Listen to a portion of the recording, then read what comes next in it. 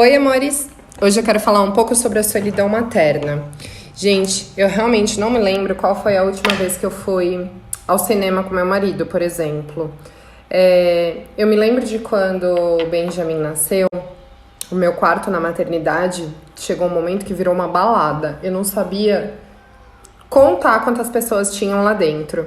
Nós sempre fomos um casal muito social. Nós tínhamos encontros, jantares em casa pelo menos 3 vezes na semana.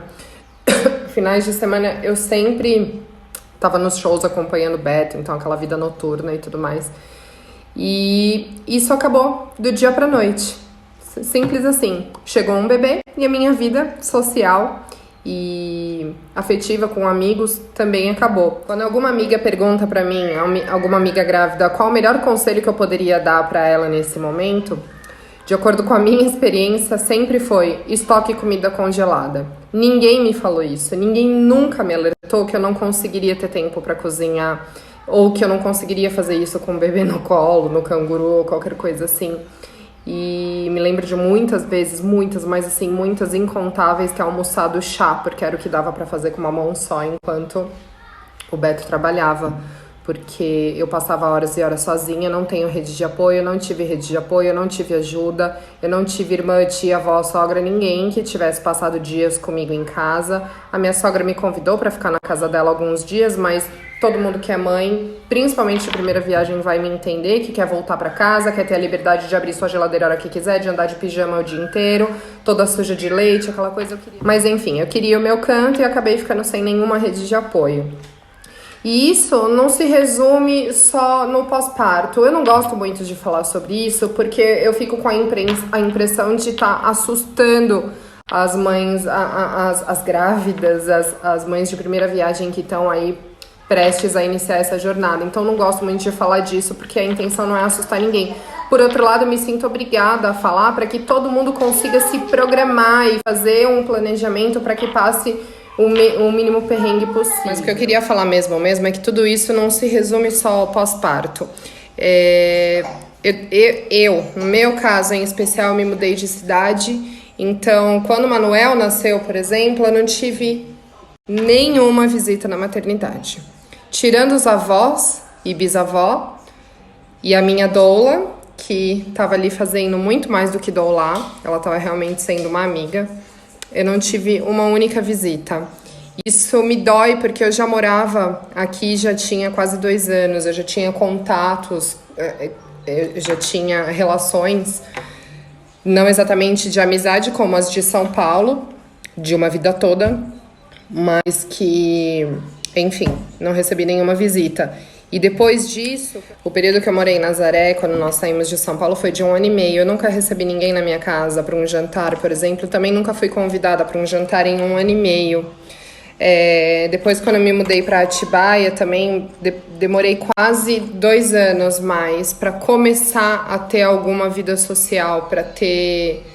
Hoje eu posso falar que eu tenho, assim, alguma vida social, mas foram quase 6 anos, desde que o Benjamin nasceu, mais gestação, mais mudança, mais tudo, passaram, na verdade, de 6 anos para que isso começasse a se restabelecer. Então eu queria falar dessa solidão materna, porque o Beto sai para trabalhar, agora na pandemia menos, mas passava muitos dias fora de casa, e eu aqui sozinha com as crianças, e aí ele voltava... E já tinha o trabalho de horário comercial. E isso para uma paulistana é super difícil de compreender, porque em São Paulo é uma coisa assim, você conhece uma pessoa hoje e você já fala: meu, puta, vamos marcar um churrasco amanhã? Putz, vamos! E a pessoa realmente entra em contato com você e ela realmente te chama, ela realmente marca, e dali já começa uma amizade, tipo, em um dia que você conheceu a pessoa e aquilo se perpetua.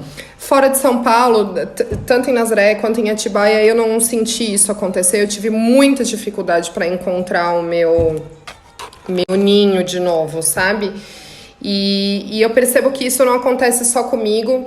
Eu recebo muita mensagem de muita mãe querendo conversar, querendo trocar uma ideia, justamente porque estão sozinhas em casa e encontram em mim, né, um espaço virtual com acesso direto, encontram em mim essa amiga que que elas não têm ali na vida real delas, de dia a dia, de cotidiano.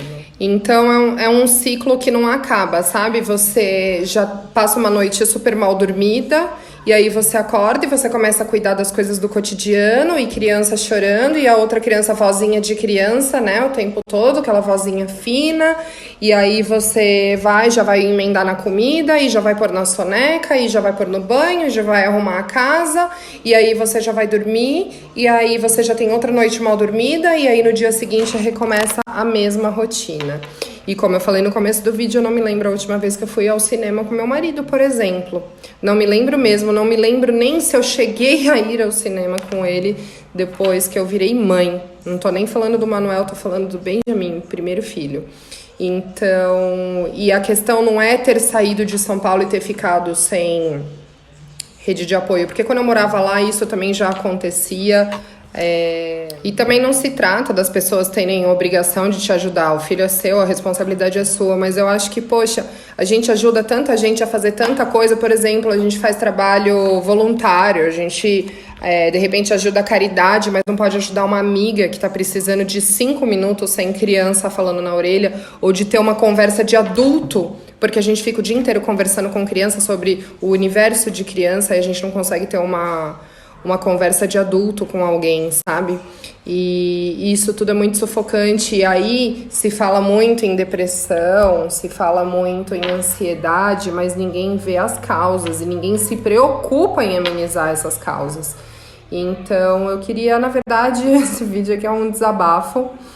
Agora, nesse momento de vida que a minha rotina tá começando a ficar um pouco mais leve, mas que foi um caminho muito difícil até chegar aqui, já são... Agora que minha rotina tá ficando um pouco mais leve, mas eu precisei de 4 anos fora de São Paulo para isso acontecer, e ainda em São Paulo 2 anos e meio, percorrendo esse caminho.